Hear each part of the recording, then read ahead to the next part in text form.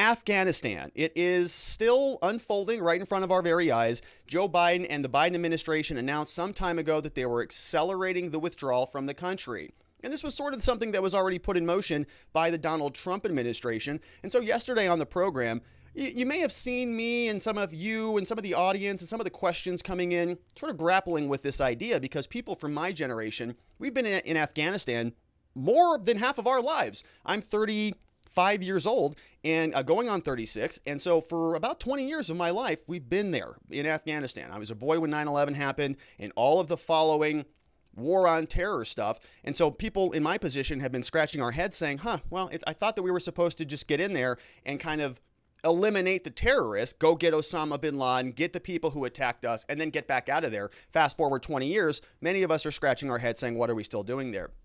Conversely, we also have this tension, this pull the other direction, because we're looking at the imagery, we're looking at people who have also been born into an environment where the United States was providing security, right? There may be other people there who are 15, 16 years old who were born into a state where the United States was helping to secure their country. And now they're not. And now there are a lot of things happening that are humanitarian crises. And in fact, the UN is actually calling this a humanitarian catastrophe. And so there are also some concerns about this. Do we exit appropriately? Can we exit better so that we are not letting these situations happen? Or is this just something where it's going to happen anyways, right? Doesn't matter if we got out now, 10 years from now, it's just something that is not winnable. And so the only thing that the U.S. can do, the only thing that's in the United States' interest is to pull out regardless of what's happening. But the UN is telling us very, very severe consequences. Got to make sure we pay attention to this, that they're calling it a humanitarian catastrophe. So it's a big, big word there. More than 250,000 people, 250,000 people,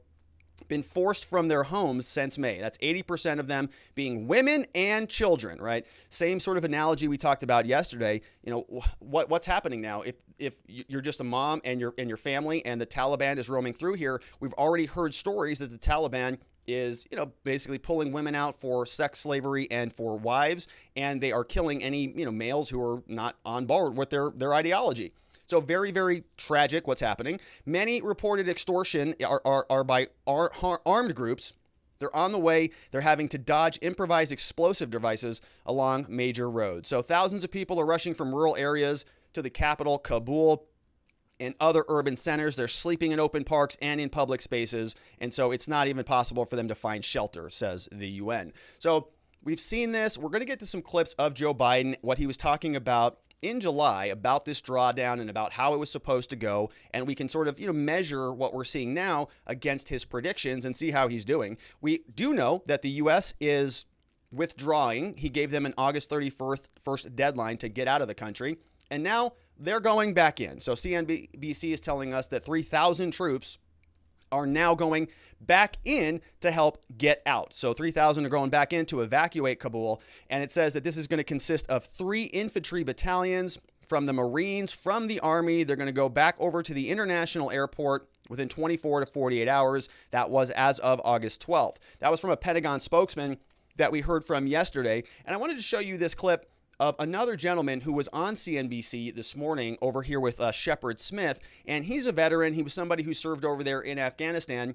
And he was sort of, I think, articulating some of the exasperation that I was feeling, that you may have been feeling yesterday, about thinking, we sort of knew this was coming for a long time. Donald Trump put this in motion. Joe Biden put this in motion. We knew that these dates were coming. We've been there for 20 stinking years, or whatever the final tally is, but for a long time. And so how could something be so botched like this? How could something be so bad? We're going to look at more imagery of what's happening, but how do we go from a situation where there's moderate stability to now a humanitarian catastrophe per the UN, with 250,000, 250,000 people now displaced like this within a matter of months? And it's because, well, let's see what happens. But my question is, why is this something that was not able to be done a little bit better? Because it feels extremely frustrating. This is what we were talking about yesterday, and this guy captured it pretty well. Here he is. Thanks for having me. I served in Ghazni. I lived there for a year. This is such a shameful day for our country, because we could have saved our Afghan wartime allies before all of this transpired. The Biden administration seems to have been so concerned with the optics of a chaotic evacuation that in choosing to do nothing up until now, they have ensured the very thing that they were most afraid of, a chaotic evacuation. I can't think of anything more disastrous. We've told now the entire country, if you want to attempt to get out of Afghanistan, you have to get to the one airport in Kabul. What is going to happen when the Afghan population stampedes that airport because it's the only way to get to freedom? I am honestly, I'm just aghast that we've done this. This has been something that we've been warning about for months, and it seems that thus far the administration took none of this seriously, and now it's too late. Yeah, so very interesting conversation happening here, and you hear how he talks about sort of we've known about this for months, right? And that was the other point I was just making before I played that. How could this be so bad? How could it be so obvious that we're pulling out and the Taliban is seizing, I got a headline, a slide here, 65% of the country, just like that. They're in total control of it. How did that happen? Or maybe that was exactly how it was intended to happen. So this gentleman is obviously, aghast. He's sort of, flabbergasted, a little bit flustered there trying to speak, saying, how could this possibly happen? But Joe Biden kind of told us a little bit about this, kind of told us that it was going to be kind of quiet and then a very, very fast withdrawal, almost like it was strategic, like this is part of the military plan to not have a very slow, stable withdrawal, but just to pick up and go, just to get out of there. We're going to hear from him in this clip. This was a little speech that he read from this was on July 9th, 2021.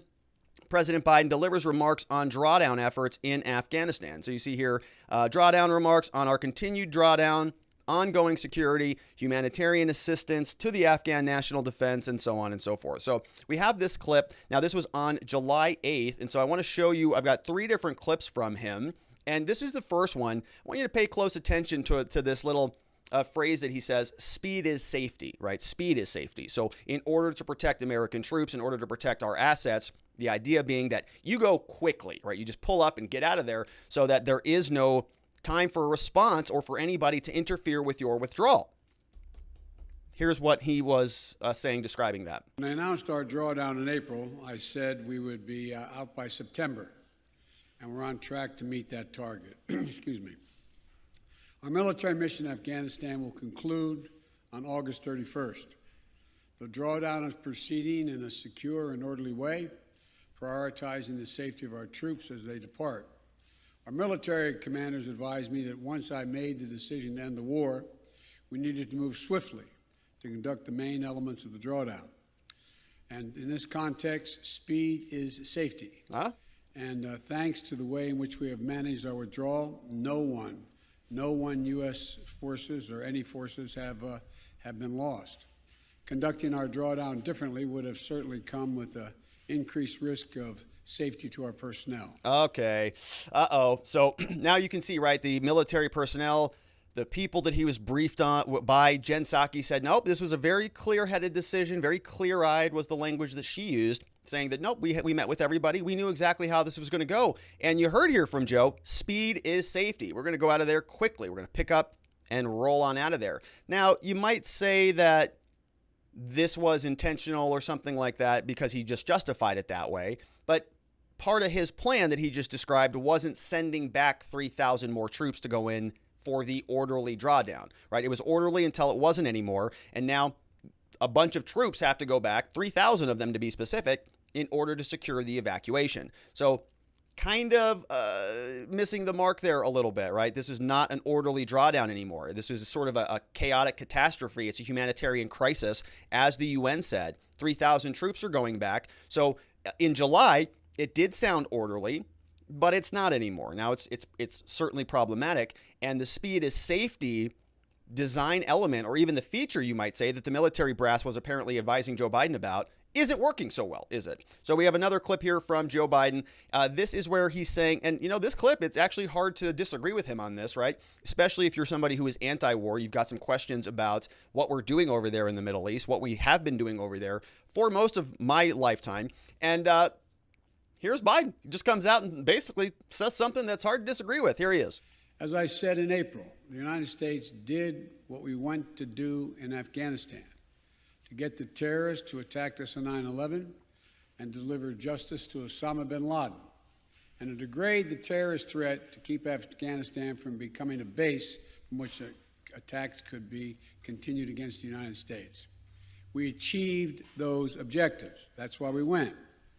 We did not go to Afghanistan to nation build. And it's the right and the responsibility of the Afghan people alone to decide their future and how they want to run their country.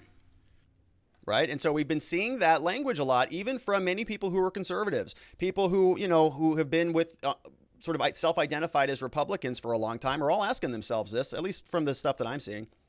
Yeah, enough already, right? We've been there for 20 years. It's time to move on. Let the Afghanistan people, if they want to build a democracy, they're free to do that. If they want to let the Taliban take over the country, they're free to do that. But the United States has been there for 20 years, and Joe Biden's going to tell us in this next statement that they are suited up. They're rocked and ready to go. They've got everything they need so that the United States can withdraw. And the question is, sort of now, is this being done competently and appropriately? And so, again, you run into another set of debates. You got people who say, look, who cares, right? It's time to pick up and get out of there. Humanitarian concerns be damned. Not our problem anymore. Been over there for too long. They have everything that they need. We've spent trillions of dollars, lost thousands of American lives. Not our problem anymore. Bye, pack up and go. On the other side, you say, well, America kind of broke this thing, right? My generation, people in my age group didn't vote to go in and go to this war. I was a boy in high school. But our prior generation did. And so because they did that, now we have to go and fix it. And so as a responsible country that has some morality attached to it, if you're going to go into something and break it, well, maybe you got a responsibility to fix it, not just say, sorry, didn't mean to do that, but you're on your own now. Because now 250,000 people are floating out there, apparently about to be ransacked by the Taliban. And so now you flop that again and you say, yeah, Rob, but we're going to be there forever then.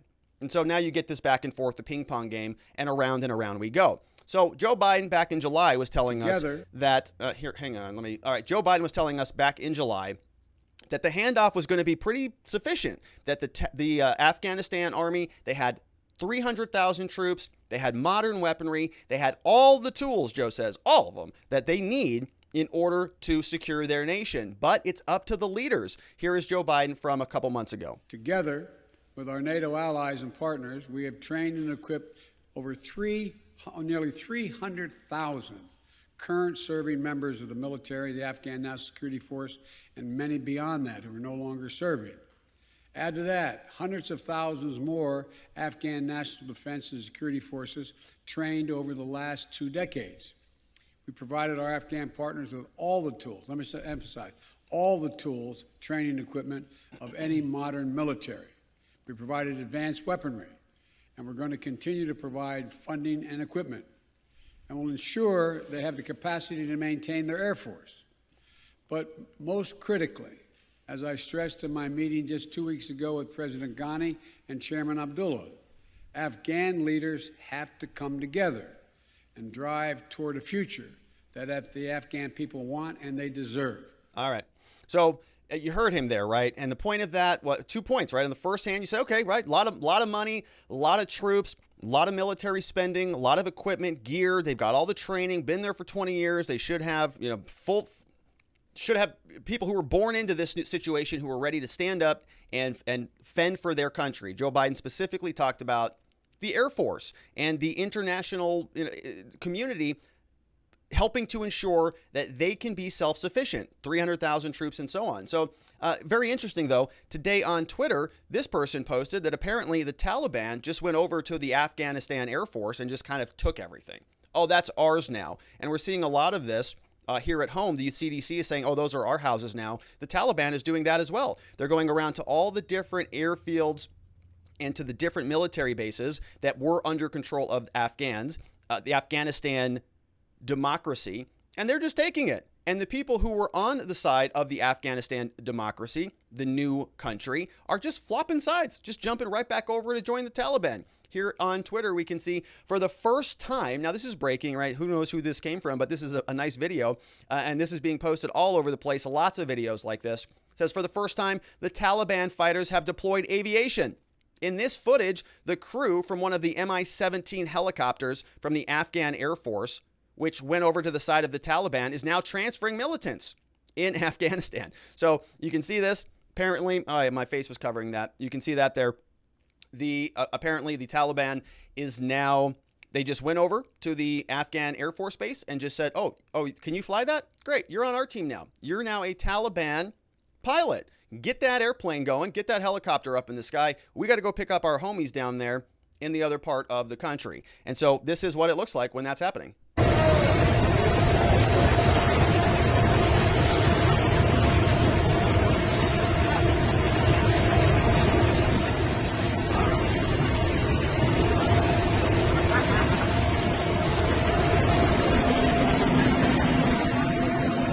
So there's a lot of images like that. Many other images of this going to entire parking lots full of Humvees and other Afghani vehicles. And so they're just sort of taking all of the opposition's military gear, and that's just ours now. That's ours. Thank you. And so they are marching forward. They are on the verge of seizing the capital of Afghanistan. They are now very close. They just seized Kandahar, and they prepare to march on the Afghan capital. This was posted 11:30 a.m. Eastern time this morning. It says the Taliban completed the seizure of Kandahar, the second largest city in Afghanistan and the Islamist movement's birthplace, took the custody into a warlord who organized failed defenses. We saw a lot of this yesterday, combined with two other advances, including the capture of capital of Helmand. The fall of two major cities have given the Taliban full control of the southern and western Afghanistan, allowing the insurgent movement to pool its forces for a final march on Kabul. So they're just sort of encircling, ensnaring the capital, and then they'll make their march on it. The U.S. has already launched the drawdown of its large embassy in Kabul, sending troops to evacuate most of the staff as it cuts the diplomatic presence to an essential core. Western embassies are readying similar plans, fearing the Taliban could lay siege to Afghan capital within days. So they're just ensnaring it, just seizing off these little smaller provinces, taking all of their military assets and preparing for a movement on the capital of Kabul. Now, we'll see. We know that Jen Psaki, yesterday, I think, on the show, had said that they want to communicate with the Taliban to see if they can, get their act together and be recognized on the world stage, saying something like, well, if they want to be respected in the international community, they're going to have to think about their actions. Okay, so we'll see where that goes. Here are a couple images of what it looks like around those parts. Okay, women and children, of course, are always going to be, the most hurt here. We've got busloads of people. This photo was taken by Victor Blue from the Wall Street Journal, said Afghans boarded buses on Friday to escape areas of fighting from the north of Afghanistan. Over here, another one from Victor says, Afghans brought loads of belongings onto buses Friday to flee areas of fighting in the north of the country.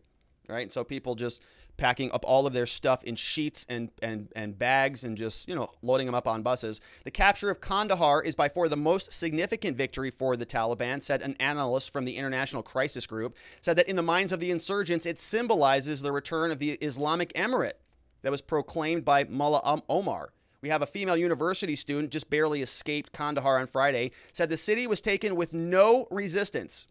No resistance. They just took it. There was celebratory fire. People are also scared. Okay, so the city, the second biggest city, just fell. We've left behind all the books my father and godfather have given me, every memory. We've had to burn all of our pictures. To many other, however, it was a day of joy. Hundreds of locals took to their motorbikes to the streets now that the Afghan government's ban on them, imposed to deter the Taliban, no longer applied. Shops and markets were opened. Now the situation is totally normal, said a Kandahar shopkeeper. On each square, there are 10 to 15 Taliban standing with guns, flags, and walkie-talkies. But everyone can go to any part of the city without constraint. So it sounds like some people are celebrating this. Like they're very happy. But the Taliban rolled in here. Oh, now we have a little bit more freedom because these terrorists are here. So that's certainly concerning, especially from an American interest, right? If you're asking yourself as an American, what are we doing there? What is the good of continuing to be there? To protect people from something that they don't want.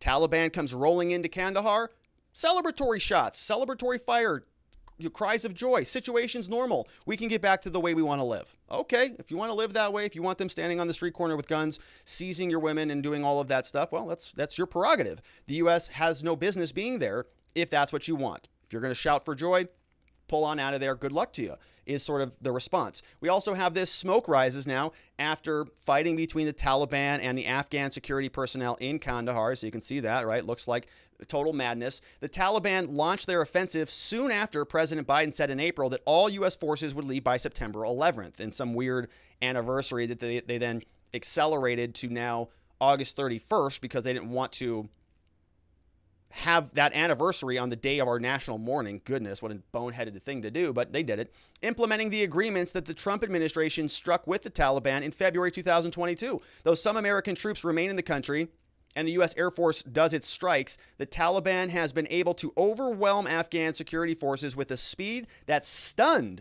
Afghan and Western officials alike. Triumphant Taliban fighters conquered city after city, amassing vast arsenals of Western-supplied weapons, have unnerved many of America's allies. UK Secretary of Defense Ben Wallace said this is effectively told the Taliban that wasn't winning, that they were winning after there was an agreement. We all will, in the international community, probably pay the consequences of that. Yeah, there will be consequences, certainly. And so we're seeing the march just continue on. Everybody's shocked and surprised. Wow, I didn't have any idea that this was going to happen. Feels like deja vu again. Now, I was curious about how this happened so quickly, and so I found this timeline very interesting. I want to walk you through this. We'll go through this quickly, but it goes from April to the current day, and it gives us a minute-by-minute, sort of day-by-day breakdown about how quickly Afghanistan was lost, and it's kind of amazing. So we have a story here from Reuters, says, the Taliban's rapid advance across Afghanistan. They now control 65% of the territory. They're making rapid advances against local forces who are fending for themselves. Foreign troops are now bailing. Following are some of the milestones. Let's take a look now. Talks between the Taliban and the Afghan government could lead to a peace deal backed by the U.S., but it's failed to make significant progress. So back on April 14th, Joe Biden makes the announcement on April 14th, starting on May 1, ending on September 11th. Stupid. May 4th, then, just a couple weeks later, Taliban fighters launch a major offensives on Afghan force. They attack 6 other provinces. Fast forward a couple days, May 11th, they capture a northern district outside of Kabul. June 7th, more than 150 Afghan soldiers are killed in 24 hours. June 22nd, Taliban launches a series of attacks. They've taken more now than 50 of 370 districts. July 2nd, American troops pull out of their main military base. July 5th, Taliban say they could present a written peace proposal to the Afghan government. Then July 21st, they control about half the country's districts. July 26th now, just a couple days later, U.S. says we're going to continue to support Afghan troops in the coming weeks. July 26th now, UN says 2,400 Afghan civilians are killed and wounded. Major escalating violence. August 6th, we're getting close now. In the South country becomes the first provincial capital to fall to the Taliban in many years. Taliban never fully controlled the north of the country when they were in power, but they're going to get it this time, they say. August 13th, today, 4 more provincial capitals fall in one day, including Kandahar, the country's second city and spiritual home of the Taliban. There you go. That's it. And so, in a matter of months, gone with the wind. And maybe that's exactly what needs to happen. Now, the question, the concern, of course, in this is, well, what about U.S. interests? If we're withdrawing for U.S. interests because we're tired of fighting an endless war over there, got to be pretty sure the withdrawal is acceptable for our civilians over there, for people in our embassy, for all of our troops, everybody, right? Everybody that is in America's interest should be protected, of course. And kind of dropped the ball on that one, it sounds like. The U.S. is now asking the Taliban to spare its embassy now that they're coming in there in the fight for Kabul. So this was published and updated today. The demand seeks to stave off an evacuation of the embassy, dangling aid to future Afghan government. So now they're trying to buy them off. Afghan negotiators are trying to extract assurances from the Taliban that you won't attack that. If you ever want to receive foreign aid, don't attack our embassy in Kabul. The effort is being led by Zamal Khalilzad, who's a chief American envoy with the Taliban. On Thursday, State Department announced it was sending home 1,400 Americans that were stationed there and leaving a core diplomatic presence behind. Mr. Khalilzad is hoping to convince Taliban leaders that the embassy must remain open if you hope to get American financial aid and other assistance in the future. Taliban said they want to be seen as legitimate. They're seeking other relationships with Russia and China, of course. 2 officials confirmed these efforts. 3rd official said that the Taliban would forfeit any legitimacy and any foreign aid if they attacked Kabul or they took over any of Afghanistan's government by force. Do you think that they care about any of that? Do you think that the Taliban's going to say, okay, well, because here's what's going to happen. If the Taliban takes it over anyways, they're going to offer them diplomatic provisions anyways. They're going to say, if you don't take our embassy, if you don't take over control of Afghanistan, then we'll negotiate with you and legitimize you. But if you do seize it, then we're not going to negotiate with you and legitimize you. Well, yeah, right, because what else are you going to do? Go back in there and go back to war again? The only other option you have at that point is diplomacy then, because you have said that we're not using physical combat anymore, or at least not having a physical presence there.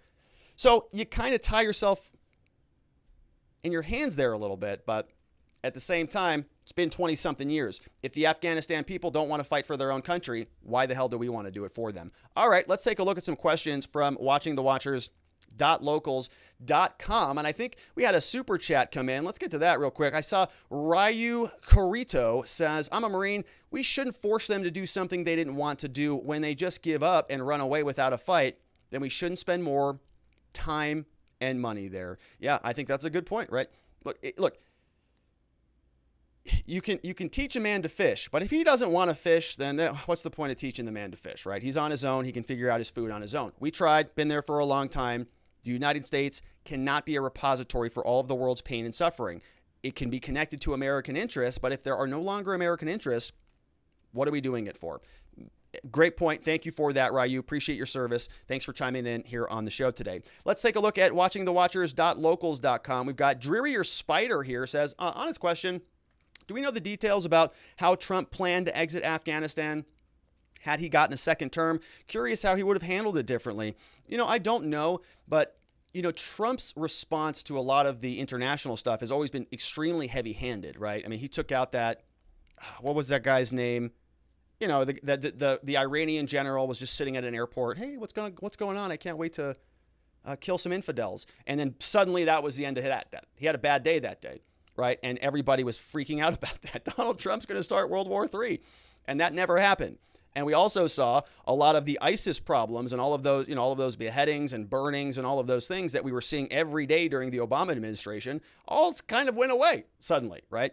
And things sort of felt like they were settling down over there. So, I don't know if Trump would have done a strategy like a quick exit, like just pick up and go. Pack your bags, honey. We got to get out of here. And throw everything in the trunk and speed away. Not sure if he would have done that, but would have done something a little bit more, heavy-handed on the way out. Just kind of, make sure that there's a strong exit, a flamboyant exit, I think might be a little bit more appropriate for Trump there. We have Gurchans here says, I am able to handle the fact that we are slaves to a money system that has, let me read that in the next one. Gurchan, that's in the next segment, so let me read that in the next one. Let me open up another queue here so that I can save that question and jump into the next one. So here is coming up next. All right, sorry about that. We have here, Want to Know says, watched a Pentagon briefing. Psaki has a brother. Worst briefing ever. Where are we going to circle back now with 3,000 troops for extra safety if needed? This morning was 30 days to get Kabul. Now it could be shortly. All that said was day hum. I miss Rumsfeld's briefings. That's from Want to Know. Good to see you, Want to Know. Thanks for the comment. We have Sharon Quidney here says, the UN is calling the Afghanistan situation a humanitarian catastrophe. I wonder what they have to say about our southern border catastrophe. Maybe nothing, because they don't want to shed a bad light on the greatly and highly esteemed and most august current dictator. That's from Sharon Quidney. Yeah, there's a lot of catastrophes going on here with the Biden administration, aren't there? All over the place. Aircraft Mech says, you have watches, but we have the time. The idea here is that at some point, the foreign soldiers are going to leave and go home, and that the locals aren't going anywhere. The strategy is to wait out the foreigners, and over time, it works, yeah. And there was a lot of that here in the United States, right, during our revolution. So it's you have a strong home field advantage. It's very hard to beat that unless you want to be there forever, which is, what a lot of people in this country wanted, including a lot of our elected officials. John McCain, make it 50 years, make it 100 years. Who cares, right? It's ours now. So we'll see. We'll see what happens. but apparently Biden's going to stick to getting us out of there. We have Nadarb here. Nadarb says, did I hear Joe say speed is safety? He seems to have instilled that motto into Hunter quite well. Get it? Speed, meth, Hunter, LOL. Yeah, I got it. That's clever, Nadarb. Thank you for that, Nadarb. Good to see you. We have Sergeant Bob says, President Trump had capable military command. Biden replaced them with a bunch of snowflakes, chosen more for minority status and military knowledge. This is no surprise to watching the watchers. Yeah, because our new Secretary of Defense now is sort of wrapping himself in bubble wrap and then using face masks all over the place, right? It's like a weird paranoid person that is supposed to be sort of strong and not afraid of anything. And that now he's sort of, oh gosh, I got to make sure I don't catch this virus even though I'm vaccinated and all this stuff. So a little bit strange. We also have the woke Marines, right? Remember that? The woke Marine, the Marine that came out and goes, drama TV, and goes out there and he's going to get really upset about some of the drama. Then he makes a video directly inserting himself into the drama. Remember that? And then we had the other Marines, they're engaging with people on Twitter. Yeah, I mean, the whole structure has changed. The whole military has changed dramatically. Maybe that's why.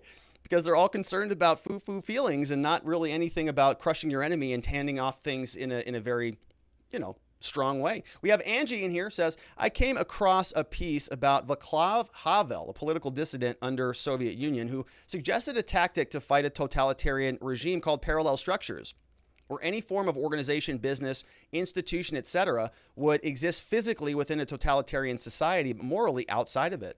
Made me think of you, Rob, and how you were building this community of like-minded people who don't give in to the propaganda spread by the government. And for that, I really appreciate you and the amount of work and effort you put into it. Oh my gosh. Angie, that is such a nice comment. Thank you for that. I appreciate you, right? As much, this isn't a community if there's only one of us here. And so every single one of you that leaves a comment and joins us and participates and asks questions and chimes in on the chat or just listens to this stuff and appreciates it, digests it, and maybe shares the show, that you're all helping to, spread the message of freedom, the stuff that we talk about. It's bigger than this. And I agree with this. I mean, this is brilliant. I'm going to save this and take a look at this Václav Havel because we talk a lot about parallel systems, right? We're existing in a YouTube environment where certain things are allowed and other things are not. And so if we're building a parallel system over on Rumble or over on Locals or whatever the next platform ends up being, that's just one little protest. That's one little area of friction where we're going to step outside of the system of control and start building something new. And that's just with media, right? That's just with technology. But we talk a lot about it here with, local first, remembering that the federal government is not your life. They try to make you think that it is, but it's not. What is mostly going to impact you is local. We can think local. We can impact our local communities. We really don't need them all that much. And we can create our alternative parallel systems in cryptocurrencies, in different governance structures, and different business structures. All of this stuff is really in its infancy, and it is only going to work if we continue to have a community of people who are behind it, right? Engaged with it and building it. And we're all in it together, Angie, and that's an awesome comment. Thank you for that. Those comments really sort of hit me in a supportive way, and I appreciate that. We have over here, Sergeant Bob says, we thought Jimmy Carter was a failure. Who would have thought this? Yeah, good question. I think everybody kind of predicted it would be bad, but this bad, kind of questionable. Peely Wally says, hey, Rob, why doesn't the Western world come together and fund the installation of massive screens throughout Afghanistan, then play Joe Biden's speeches on a constant loop? The Taliban will be fast asleep in no time, therefore no longer a threat. Well, that sounds like very, very cruel and unusual punishment. That might be something that's in violation of the Geneva Convention to do that to those poor people, but it might be worth it. The Taliban are pretty vulgar themselves. We have another one here from Bush. Let's see here. My generation did not vote to go to Afghanistan, and Bush was an idiot. It was the government's, some troops, and 30 days. Bushmaster Hussein first. Well, look, I don't know who voted for it. All I know, I didn't vote for it. I couldn't vote for it. I was like 13 or 16 or whatever you are. But screw Joe Biden's here, says Joe Biden does not care about U.S. troops. If he kept Donald Trump to deal with the withdrawal by May instead of delay it to September because of his petty ego. Also, did you know the Pentagon spent $88 billion to build the Afghan army and 28 years later it collapsed within 3 months? What a joke. Also, the equipment and the numbers don't matter. If the troops are not motivated and low morale, remember, when ISIS captured Mosul in 2014, where 600 ISIS members defeated 30,000 Iraqi army equipped with modern weapons who retreated. Now the equipment given to the Afghan army will be on the Taliban side. Yeah, right.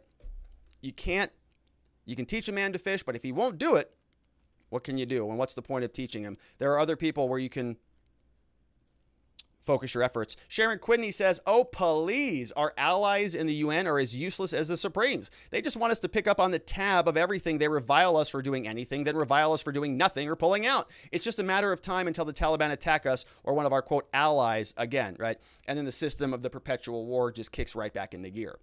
We leave. Oh, we can't leave. We go back. Oh, we can't be there. Oh, we leave. Oh, it's going to cause we go back. And around and around we go. It's a government-caused disaster, right? The government causes problems, and then they come up with solutions that cause more problems and unintended consequences. The whole thing is a government problem. Like most problems that are in our lives, most of them come from the government.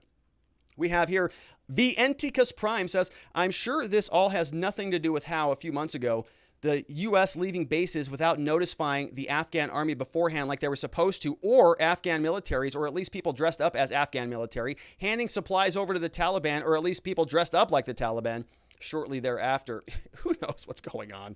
And the more and more sort of disdainful of any of our governmental institutions that I happen to get, and I think many of you do, the less and less you just trust what they're telling you, right? The government has lost a lot of legitimacy over the last 18 months. And so now when they come out and say something about what's happening, we all go, yeah, right. Okay. Whatever you say there. Sharon Quidney says, you ask me, we're going to have to start learning Arabic or Chinese or both before long. I've heard that Rosetta Stone is a pretty good method. I don't think we're going to survive 3 more years of this insanity. Yeah. We got 3 more years of this presidency.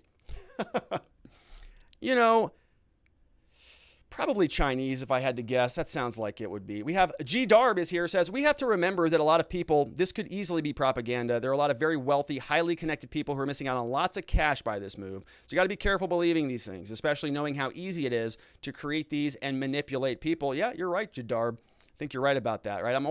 I always sort of look at that. You just see these articles that are like these really, really sad, horrific images, and you go, where are those from? Right? When were those being taken? I get your point. Kareem, that was on the next segment. So let me see if I can get back to that. Screw the UN says, people say might make right is wrong, but need to remember that it requires force to enforce the law, which is highlighted in Afghanistan. Now, the impending humanitarian collapse is inevitable because the Taliban is a vicious organization and the UN is useless. Yes. That's pretty accurate. Drearier Spider says, if nation building needs to adhere to you break it, you buy it, then the people who should be sent over there to fix this are W, Biden, and Obama. Meghan McCain can go in place of her deadbeat father. I'm sure she'll broadcast enemy propaganda throughout the prisoner of war camp too. Ooh, that was a spicy one against John McCain there. Oof, that was spicy. The Taliban says, if the Afghan government was locking people down because of COVID and the Taliban marched in and gave them freedom, well, that's ironic. It is ironic, isn't it? Kenny 1B says, what a quagmire Biden got us into. Yeah, I think that's fair. We got Kenny says, Vietnam all over again. We have over here, Pato says, I think Ben Shapiro said today that no U.S. soldier has died in combat in Afghan for like a year. Something like that. So if this is just about the money, then what about all the gobs of money we spend in other areas like South Korea, Germany, etc.? I think this is all about Joe Biden's legacy. Interesting. Yeah, he's spending hand over fist. He's ending wars.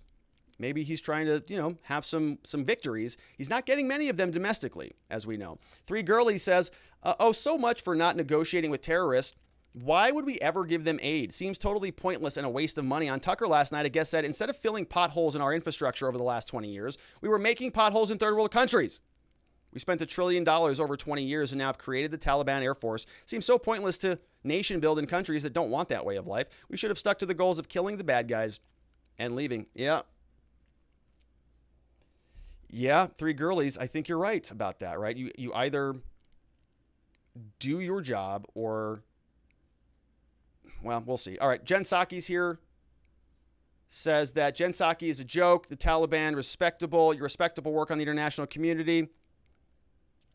Yeah, so this is saying that Syria, they managed to stamp ISIS and other terrorist groups because the Russians supported them. They have a decent army and the support of the people. That's from Jen Psaki's a joke. We have here, final one from Sergeant Bob before we jump into the super chat. Says, Bush administration got us there, orchestrated by Cheney. Now we have Liz Cheney. Trump spoke out against Bush. Now Liz is batting for the other team. That's right, Sergeant Bob. She is. Liz Cheney's basically a Democrat at this point. So I think you can expect her to continue to caucus with them as she is doing now. All right, we have Austin Prestridge says, hey, Robert, as an L1 at Wake Forest, I want to gear my future to assist in a movement like Watching the Watchers. Any advice for future lawyers? Oh, yeah. Oh, man. So you're a first year law school student. So, honestly, my friend, one of the first things, if I could rewind the clock and give myself advice back as a 1L, I would start creating content. I know I'm saying that, but I would have started a long time ago. And it would have just been simple. I would have just been doing case briefs, started a podcast talking about what I was already learning, bringing people together, interviewing other people, just working on that skill set, because I think that building that skill set is going to be extremely valuable in the practice of law in the future. I think that a lot more stuff is going to go digital. I think the courts are behind the ball on a lot of this, that we're going to start seeing digitization of some of this stuff in the near future. And so I would work, yes, legally, you want to be the best lawyer that you can possibly be. You want to be somebody who is very, very skilled with the English language. Read, speak, practice, get in front of as many people as you can to try to talk to them. And if you start creating some content, you're going to get repetitions in.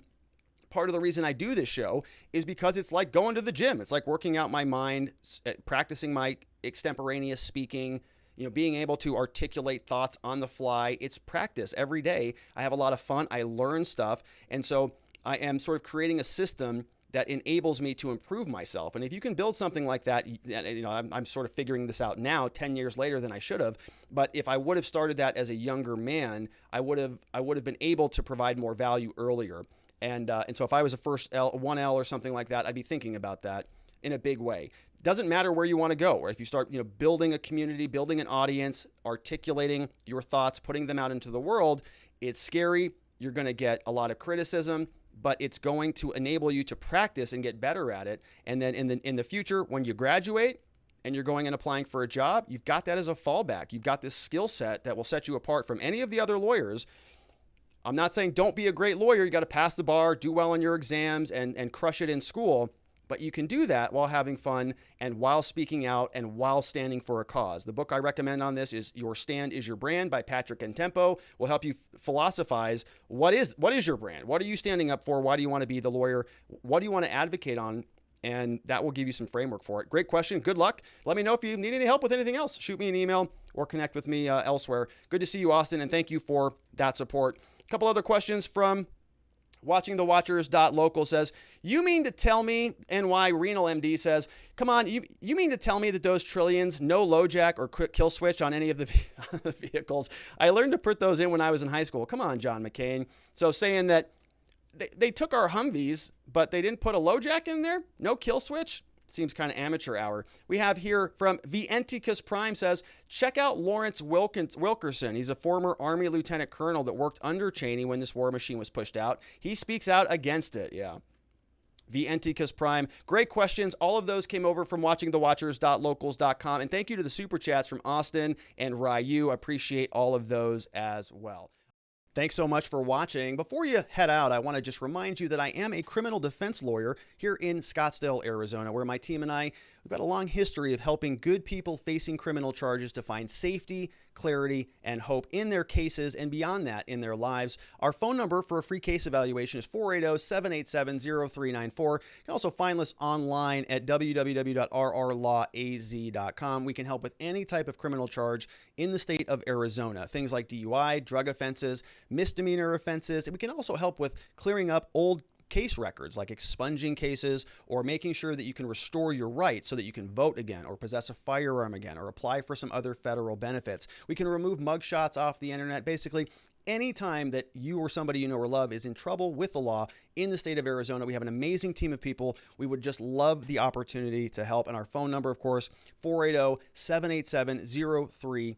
94. And if you don't need any legal services, that's a very good thing, but you may be interested in some informational offerings so that you are prepared if you do have to deal with the police. And of course, I want to invite you to head on over to gumroad.com/Robert Gruler. You'll notice here, I've got several different trainings that are available, including the law enforcement interaction training. This is the 1, 2, 3 rule for dealing with the police. It's one rule you need, 2 questions that the police can ask of you, and 3 responses if they ask you a problematic question. So that's available now. You can also get a load at my personal productivity system here called Existence Systems. Fun little course. And then we have here, if you're a lawyer or a legal professional, be sure to check out this program. We are meeting twice every month. Again, all of this over at gumroad.com/Robert Gruler. And if none of that sounds any good to you, well, just go ahead and give us a follow, because I'm working on some other products and some other offerings. And of course, if you have not already done so, I want to invite you one more time to head on over to watchingthewatchers.locals.com. It's where you can support the show, and it's where we can connect. We've got monthly Zoom meetings and a lot of other goodies coming up. So I look forward to seeing you there. Thank you so much for watching, and for all of your love and support. I will see you on the next one.